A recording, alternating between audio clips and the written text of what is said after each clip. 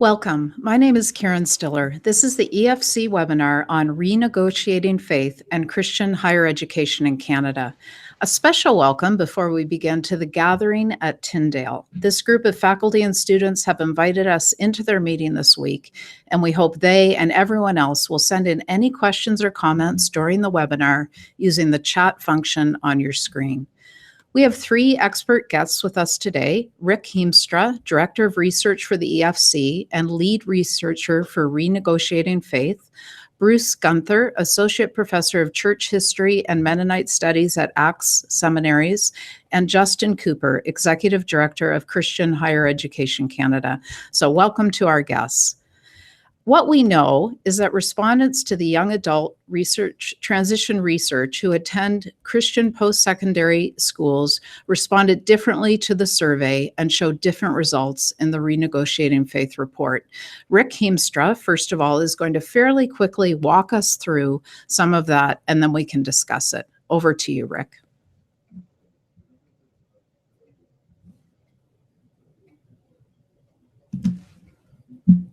Collected in January and February of this year. Now, the young adults for the survey are now between the ages of 18 and 28, and they all had a Christian religious affiliation as a teen and attended religious services at least monthly at some point during their teen years. And we used this criteria because our study was looking at religious persistence, or rather Christian religious persistence. And if your religious commitment is nominal, then there's really nothing to persist in. So that's what we were looking for. Our survey work was conducted for us by a polling company called Marrow Matchbox on their Angus Reid forum. We ran the survey on two populations. The first was with a nationally representative sample of just under 2,000 young adults from the population that I just described. And the second sample, and this is the one that we're going to focus on today in comparison, was recruited by Christian higher education institutions. And this check, that's Christian Higher Education Canada sample, had 773 responses. And except for a modified introduction and a few questions to help us make sure we were talking to Czech students, the surveys were the same for the Czech and main samples. Now, 26 out of 34 Czech member institutions participated in the Czech survey. Now, the data from the main sample has been written up in a report called Renegotiating Faith, and there will be an addendum to the Renegotiating Faith report released sometime in December that will look at this data. So you're kind of getting an early look at it right now. Just want to say that one of the big ideas that came out in the Renegotiating Faith study was the idea that young adults now, their entry into adulthood has been delayed by about 5 to 7 years. And some of that has to do, obviously, with the need for them to get education, and they're delaying sort of their identity formation as they do that. And I know that Bruce has a question for me later on in the webinar, and we'll talk maybe more about that. But right now, I just want to focus on presenting some of these data that look at the difference between the Czech and the main sample. So when we look at the slides, when we'll talk about the main sample, this is the 2,000 young adults from the general population. And when we talk about the Czech sample, this is the 773 respondents from the Christian Higher Education Canada students. So this first slide looks at the average religious service attendance for young adults as a teen and then as a young adult. And the teen and young adult Czech data is on the left-hand side of your screen, and the teen and young adult data for the main sample is on the right-hand side of your screen. And on all these slides, the Czech data will always be on the left and the main sample data on the right. The colors represent different frequencies of religious service attendance. So dark blue is attending at least weekly, light blue is 2 to 3 times a month, green is once a month or so, yellow is once or a few times a year, and red is never. So right away you can see that the Czech students attended more frequently both as teens and young adults. So you've got the on the most left side, you've got their teen, and then right beside it the young adult attendance. Main sample respondents attended less frequently, but they also saw a much larger drop-off in religious service attendance from their teen years to their young adulthood. And I'm just going to present the data right now. We can talk more about why this may have been the case later on. This slide shows religious affiliation. If you can just advance to the next one. This one shows religious affiliation as a teen and as a young adult. So green here is evangelical, blue is Catholic, red is mainline Protestant, yellow is Orthodox, purple is other world religions, gray is atheist, agnostic, spiritual, or none. We put that together in a category, and then there's the other. First thing that we can see is that Czech students mostly have an evangelical religious affiliation, both as a teen and a young adult, and even though there are significant Catholic and mainline Protestant minorities. And we would expect to see this because most Czech schools generally grow out of evangelical traditions. The second thing is that there is almost no change in religious affiliation for the young adults in the Czech sample from teen to young adult years. And this is true whether we're talking about evangelicals, Catholics, or mainline Protestants. They all tend to hold their religious traditions. If you look at the main sample, you'll see significant declines in affiliation for all traditions, and the corresponding growth mostly in the atheist, agnostic, spiritual, none category, and to a lesser extent, the other world religions category. If we look at the next slide, we asked respondents who had moved out of their parents' home if once they moved out, they connected with a new local church. And about 83% of Czech respondents had done this, while only 35% of main sample respondents connected with a new church. If we look at the next one, there's just two more. We asked a number of questions that measure Christian religious beliefs, and these were drawn from Andrew Grenville's Christian Evangelical scale. We're just going to look at two of them. First, we asked respondents for their agreement with, I believe that through the life, death, and resurrection of Jesus, God provided the way for the forgiveness of my sins. And the dark blue here represents strongly agree, light blue moderately agree, green moderately disagree, yellow strongly disagree, and the different grays I don't know and not applicable. And what you can see is that the vast majority of Czech students strongly agree, whereas only about 41% of the main samples strongly agree. And what we need to keep in mind here is our criteria for both samples was that they had a Christian religious affiliation as a teen and that they attended religious services at least monthly at some point during that time. And then finally, I believe the Bible to be the Word of God and is reliable and trustworthy. Now, we're using the same scale and colors as the last slides. And here you can see that 90% of Czech students said they strongly agree that the Bible is the Word of God and is reliable and trustworthy, whereas only about a third of the main sample respondents said the same. So there's a report coming out in December that will give lots of other points of comparison, but what I hope you can see is that these are very different populations from a faith perspective. Yeah, thanks, Rick. Wow, some really big differences there. I'd like to ask Bruce and Justin, first of all, Bruce, are there any surprises as you listen to these differences between the Czech students and the other respondents? Are you surprised by the differences, or what are you thinking? I am surprised to some extent. I'm never surprised to discover that Christian higher education makes a difference in the lives of individuals. I've seen that for decades. But the extent of the difference between the Czech sample and the main sample is really stunning. And I think that has huge significance for the kind of story that Christian education institutions need to be telling to their constituencies and to sort of the Canadian population as a whole.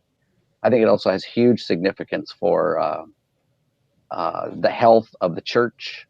It should impact the kinds of financial priorities I think that churches and denominations have. It's a factor, I think, for the future of the church in Canada. And last comment would be, I would add these results, I think, to some of Sam Reimer's earlier research when he identifies the way in which parental example in attending church and the role of in-church mentors for religious persistence amongst young people, and add Christian higher education to that, and that makes that's a really powerful group of influential factors that one can rely on, I think, for ongoing health in the church. How about you, Justin? You're executive director of Czech. I'm guessing you're wildly encouraged by these findings. Yeah, definitely. I would say with Bruce that these findings really they surprised me. I expected there to be a contrast between Czech schools and those from the main sample, but the extent of it was, I think, far greater, and a real compliment and affirmation to these Czech institutions, Bible college, liberal arts universities. And they're doing this obviously with students who have self-selected to come to this kind of an institution. But clearly the degree of impact, because there's a range of students who come and there are a range of commitments, I think really affirms that they are making good on their missions, with all the positive implications that Bruce mentioned, not only for the church, but also for the Christian community's public witness in Canada. I was interested particularly in the sort of the theology question, that the students had a more orthodox view than, at least on that question, Rick, than the others. Do we know if they are already sort of more orthodox in their theology before they enter the schools, or does that happen to them there?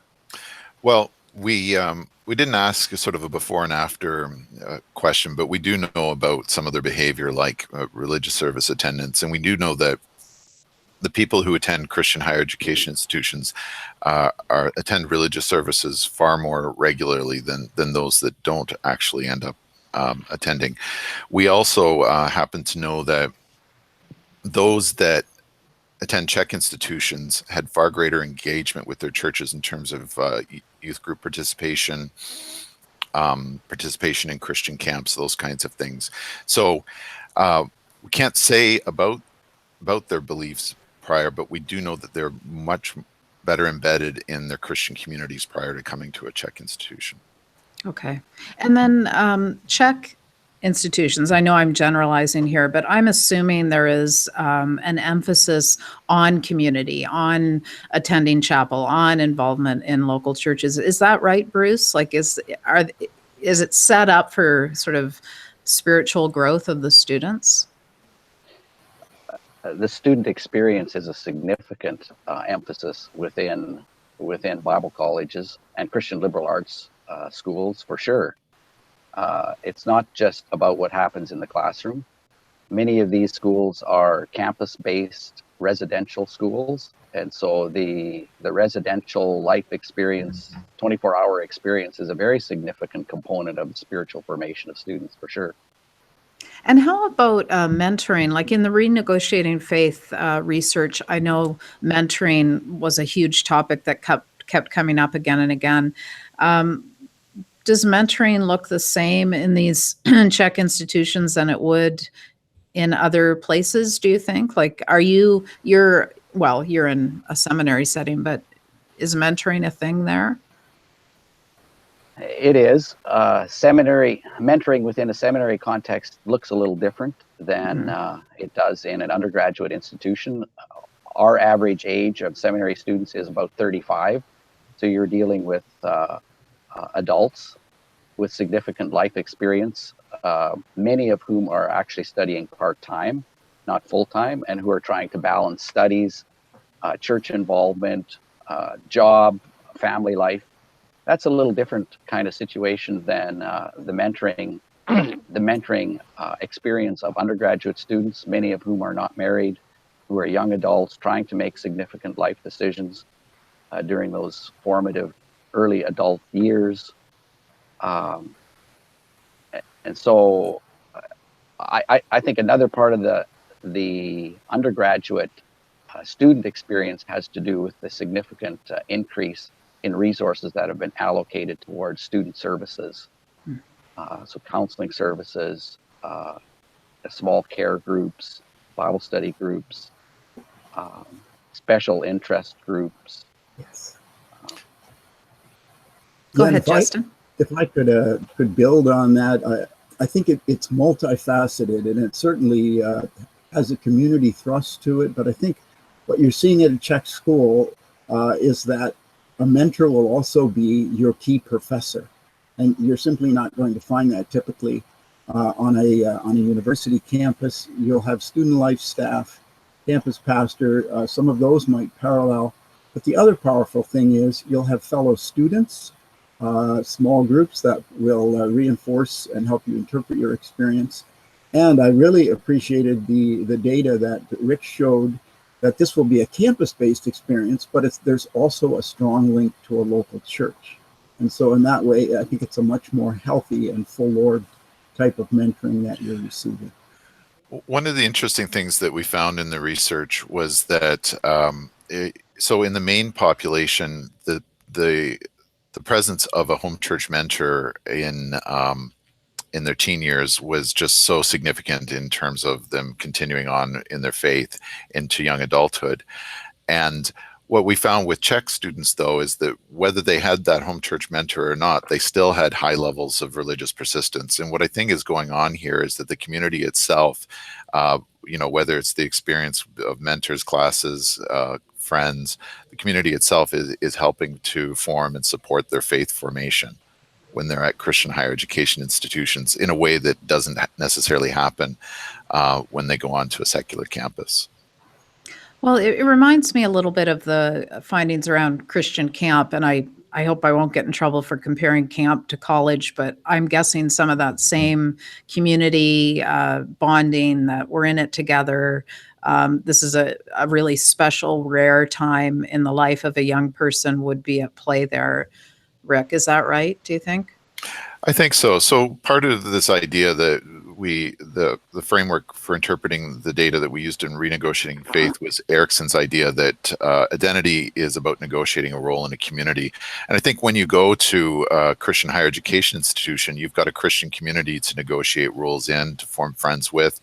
And I think that in doing that at a sooner level than a lot of other people are experiencing, you're making these kinds of deep commitments to your Christian faith that often those Christian communities are absent to campus, secular campuses, although there are Christian campus groups, but it's not the sort of same immersive environment. Okay. I'd like to ask you, Justin, first of all, I had the impression, and I could be wrong, please correct me, but I had the impression that Christian education in Canada was struggling, and across North America, in fact, that colleges, Bible colleges, and seminaries, I know we're not really talking about seminaries today, but that they were struggling for students to enroll and so on. Tell us from your bird's eye view what's actually happening with these colleges. No, I think that's a general perception. I appreciate you raising it. And there are a couple of things that Christian higher education was facing that really higher education in general has had to grapple with.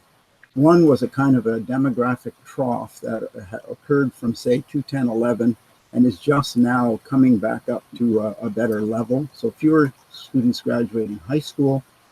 And then the other factor was the post-2008 crash, recession. It really made students more conscious of the need to find a job and the difficulty to find a job. And so those dual focuses, fewer students with more of a vocation mentality, did have a negative impact on enrollments. And there was a slight decline in enrollment at Czech schools, at least at Bible colleges and also at the universities. Seminaries are growing.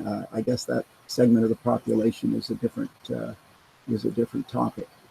And so that's changing now, and it's beginning to shift somewhat, especially for the universities.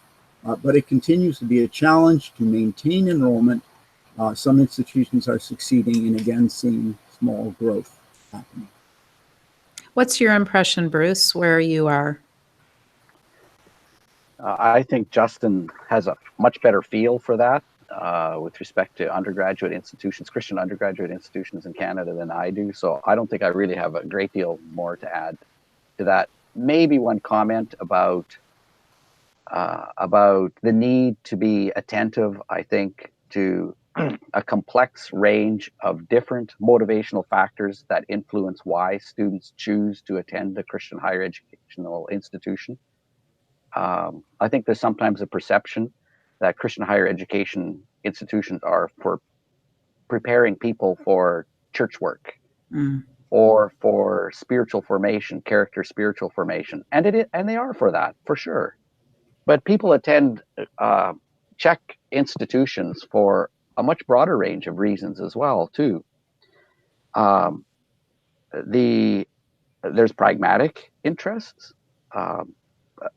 Czech institutions, many of them offer a wide range of degree programs that really do prepare people for a broad range of occupations, particularly the liberal arts and the Christian universities.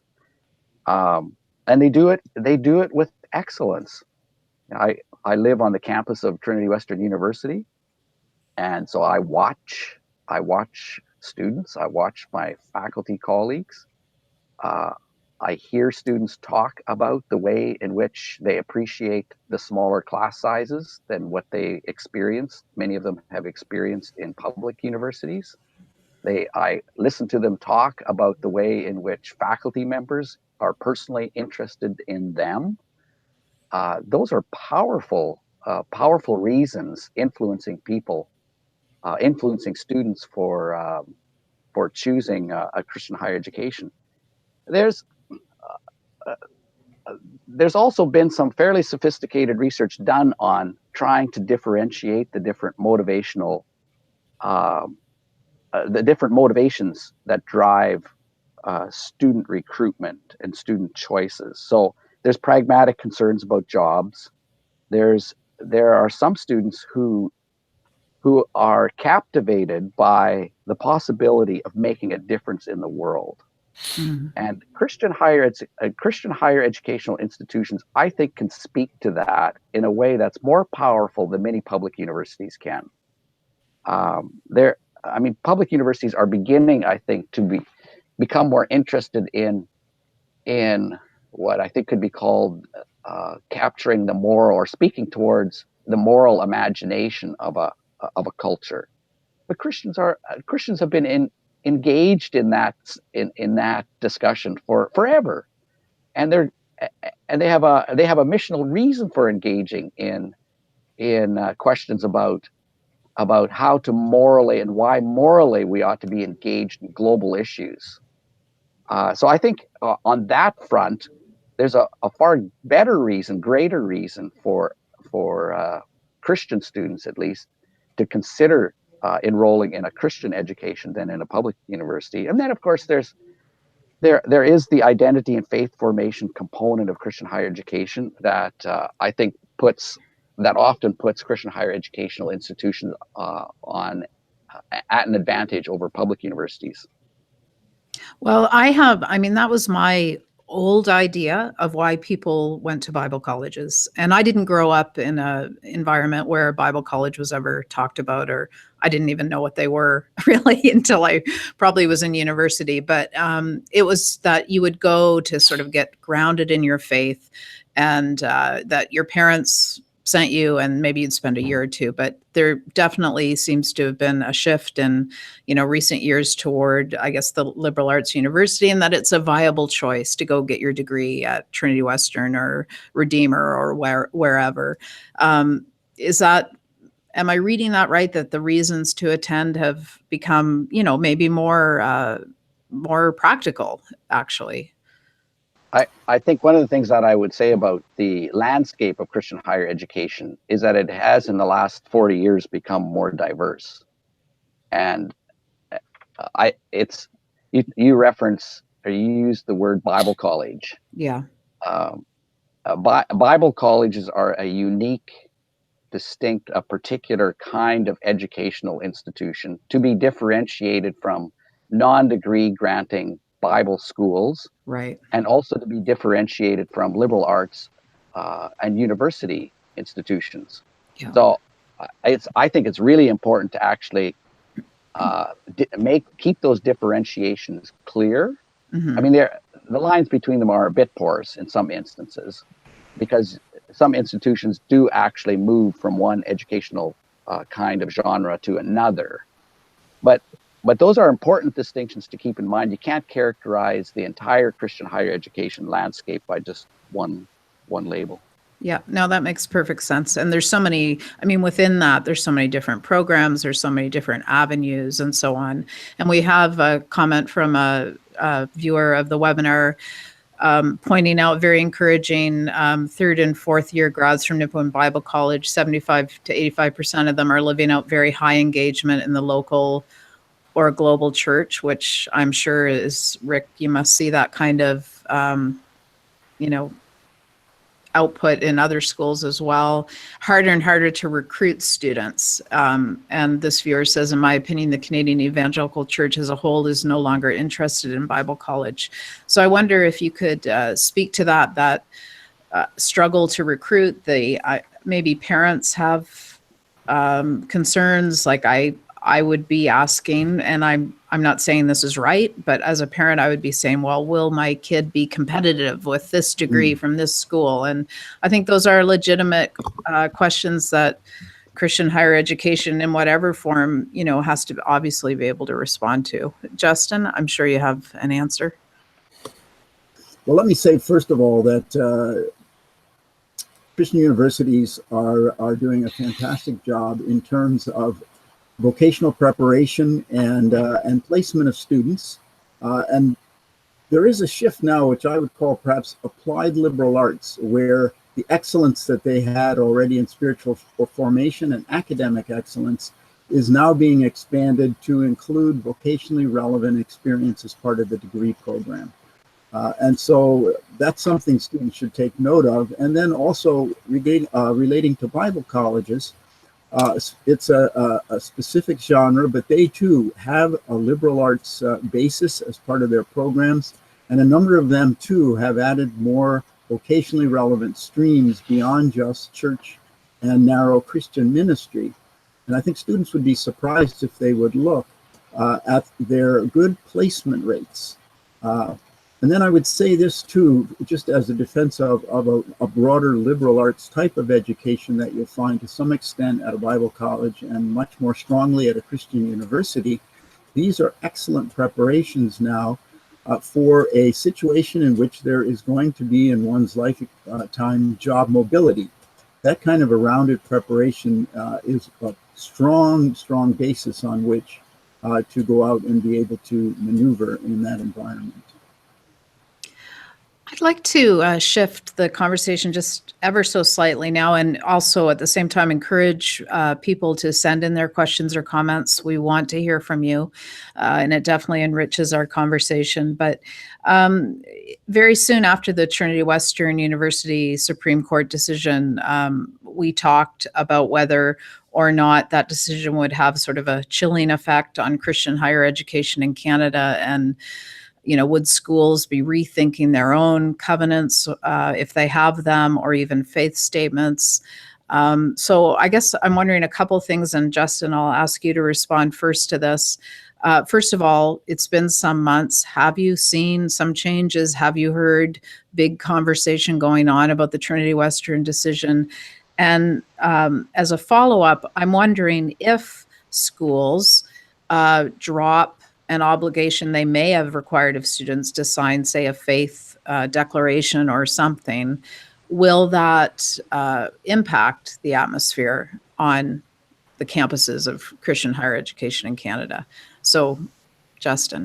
No, thank you for those questions that are on a lot of people's minds. And I think what we've seen is that in the Christian university world, the discussion about Trinity Western has been going on for some time. And I think you'll find a range of approaches in Christian institutions to this whole area of community covenants. Some already had what Trinity Western has now adopted.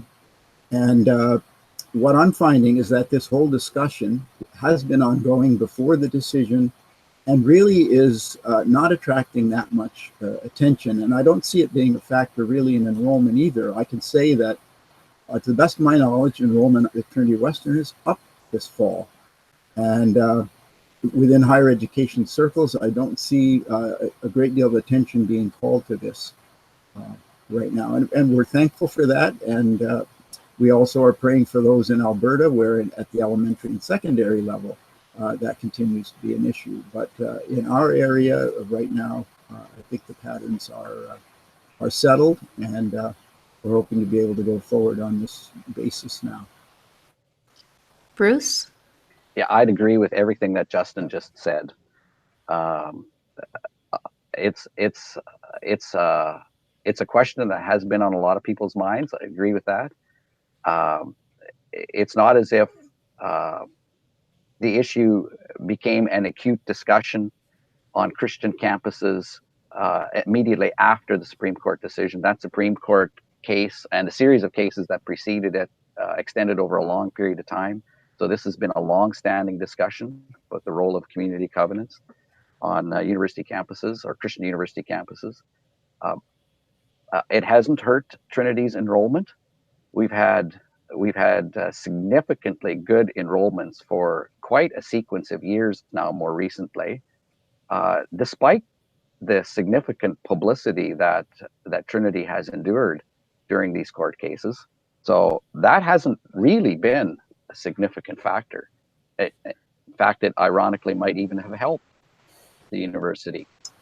I think what's also important to know is that there are different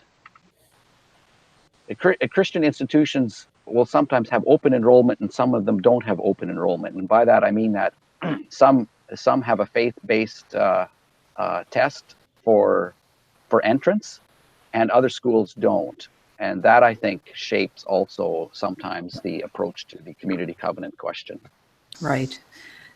So actually, Rick, is there any difference in the research about schools that do or don't have those, faith affirmation requirements, or did that come up at all? Yeah, the questions that we asked wouldn't have allowed us to address that. Yeah. Okay.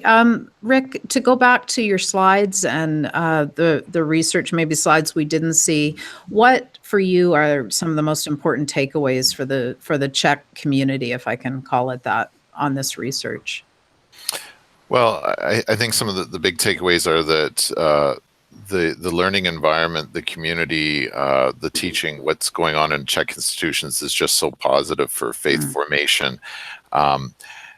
And as Bruce said, this goes along with what kind of formation is happening in families and in churches, and then in Czech institutions. And I think that a lot of parents and students should be giving this a second look if the persistence in their Christian faith is really something that they're concerned about for their kids.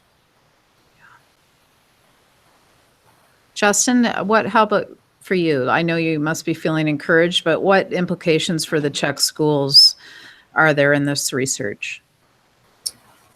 Well, I think two things come to mind. One is the very important need for partnership in this. It's a good news item, and I think placed in context, it's something that the Czech schools now, I think, will want to promote, but they can't do that alone. I think the link with the Christian community and especially with churches to also confirm this, reinforce this, assist with that is important. That's how the students generally get to Czech schools, and I think there are going to be more of them. They are a very credible partner in helping to get that message across. So I think that's one of the big takeaways for me. The other thing that I'll mention, which people can see when they look at Rick's study, is that he's also done us a service to provide an insight into the historical context in Canada that makes it difficult for this message of religious formation or personal formation at Christian universities. Canada is a country that has since the 60s, predominantly publicly funded and secular university model, that this is kind of the norm in everyone's mind. And the Christian community has really come into this sector in the 80s and 90s more strongly, but still is working to make its mark so that in people's mind, this is a credible alternative. And in fact, as we're seeing in this study, perhaps even a better alternative than a public university education. Okay, Bruce, do you want to talk about that history for a moment that Justin was referring to? Maybe a couple of comments. One is governments in Canada have used public education as a kind of social, cultural engineering project for a long time. particularly in the 20th century. Public education and the funding of public education has been driven often by what has been perceived as necessary for creating good citizens. Canada is a country populated by immigrants, and so there's been a significant interest for well over a century on making sure that incoming immigrants sort of get a clear sense of what it means to be a Canadian and what it means to be a good citizen. And different religious groups who haven't always bought entirely that vision of what good citizenship means, particularly the secular forms of that vision, they have felt, I think, the impact more strongly of the way in which a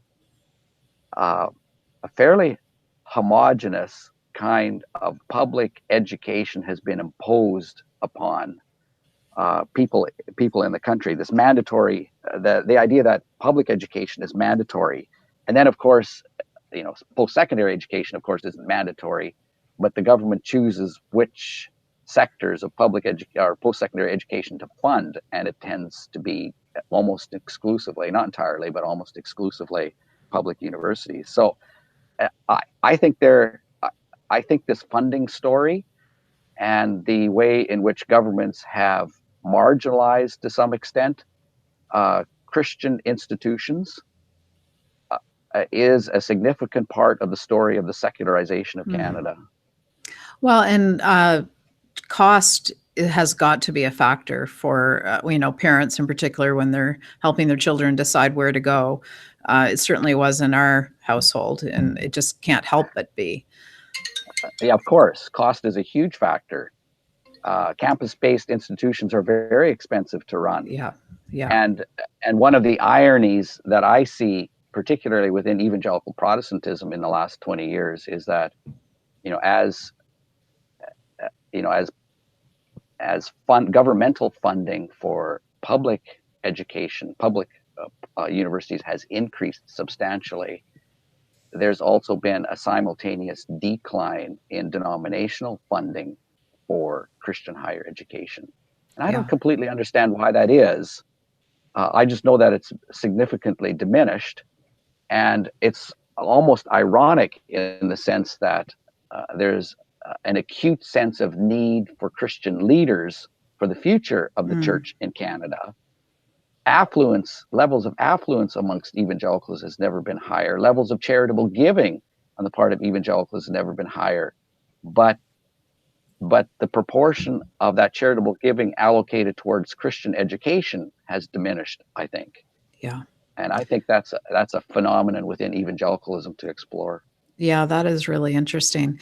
We have a great question from a viewer, Rick, about is there a difference between the general Christian student population and the new Canadian diaspora, so immigrant or second generation youth culture? That is a great question. How would you answer that?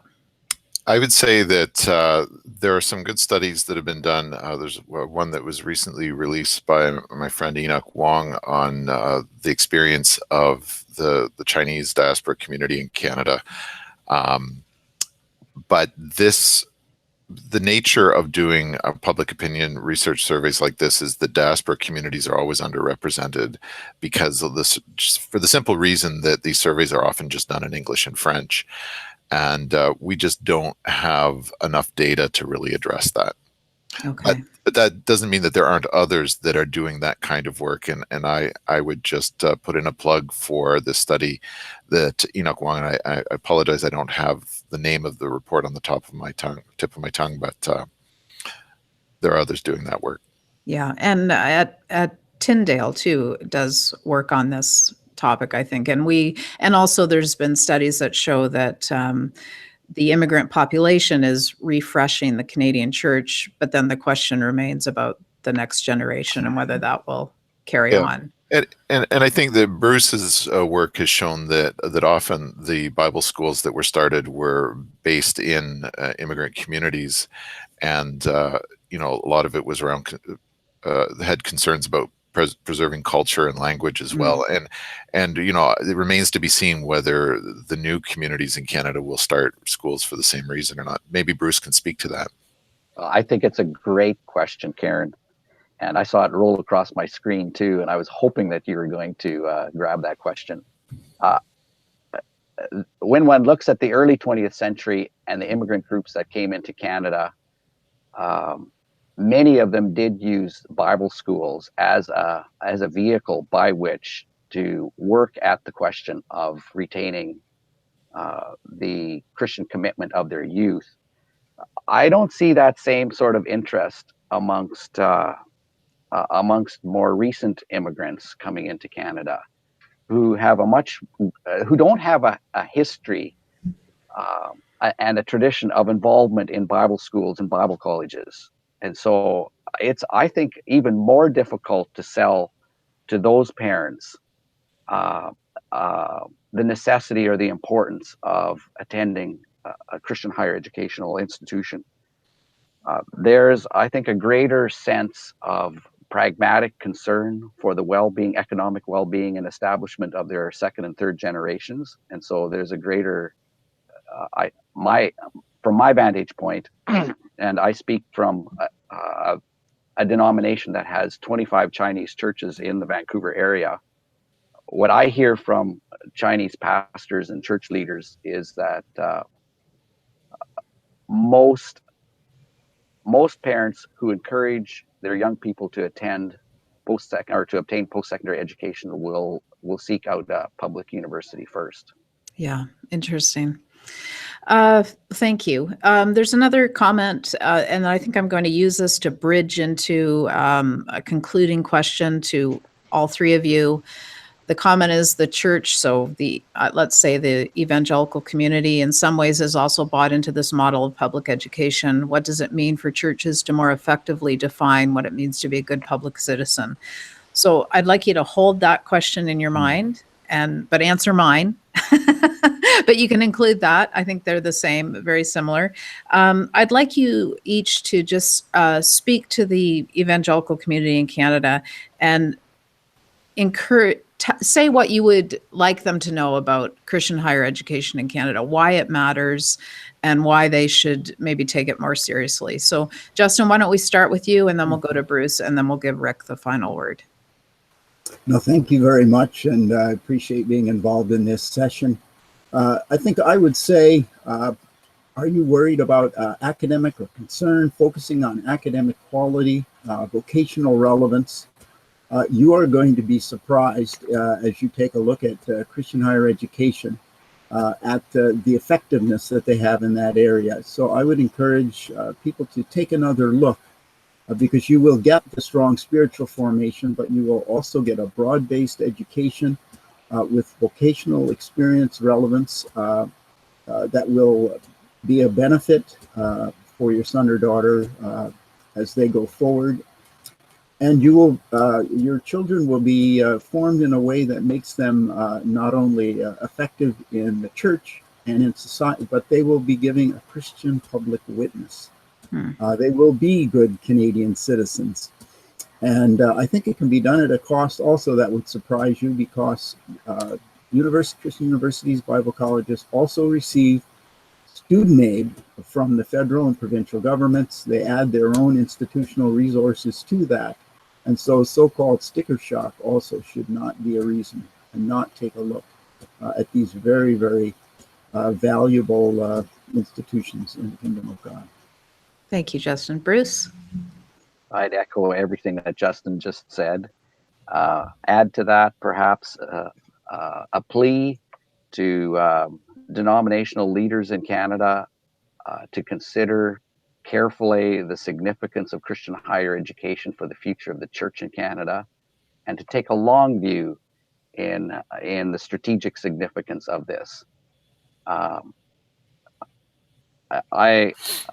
part of that also would be to encourage Christian leaders in Canada to think of Christian education as an integral part of doing mission in Canada. Historically, evangelicals have seen had a more holistic understanding of what mission meant, including both proclamation, service, and education. And I think the time, particularly in a secularized environment as we live in now, and sometimes fairly hostile even environment towards Christianity, we need to recover that more holistic sense of mission that includes Christian education. Thank you. Rick? Researcher Rick? So I think in the past, we've assumed that a lot of the identity formation, the spiritual identity formation in a young adult's lives has taken place in their teen years. Now that adulthood is delayed, I think that things are shifting. So we used to do things like confirmation, profession of faith, adult believer baptism, which was really teenage believer baptism in the way that a lot of us practiced it. That would happen in the teen years. And we assumed that these marked sort of transitions into adulthood. And indeed, a lot of our spiritual formation systems, youth group and everything was structured around the idea that they would become adults and that they would be okay after they went out and moved. Now, what our research is telling us is that with emerging adulthood, that formation stage is kind of being pushed off, and it's being pushed off generally into these years where people are doing their undergraduate education work. And this means that the communities that they're a part of have become more important than ever. And Christian higher education institutions are one kind of community where they're supported, they're taught very, very directly in their faith, but they're supported by their community, the friends, the faculty, to help develop that Christian faith. And one of the things that we know is that if you're going to form a Christian identity, you need that Christian community, and Christian higher education institutions are great communities to help your kids form their faith. Thank you, Rick. How, if people out there have not seen Renegotiating Faith yet, how do they get it? And also this upcoming report you mentioned, how can they access that? If you go to renegotiatingfaith.ca, you can download it for free, and there will be other resources that will continue to flow from the research that will be available at the same site. Excellent. Thank you all. Thank you, our guests. Thank you to our participants at home or school or at Tyndale or wherever. Thank you for joining us. We really appreciate it. We will do another webinar in January. Our next one, we're going to dig deeper into the whole mentoring question that came up in the Renegotiating Faith research. So that date will be posted soon. You can find this webinar posted very soon, probably later this afternoon. If you have any questions that did not get answered, you can email us. You can email them to me at senioreditor@faithtoday.ca, and I will pass them on to the right person. So thank you so much for joining us. Thank you.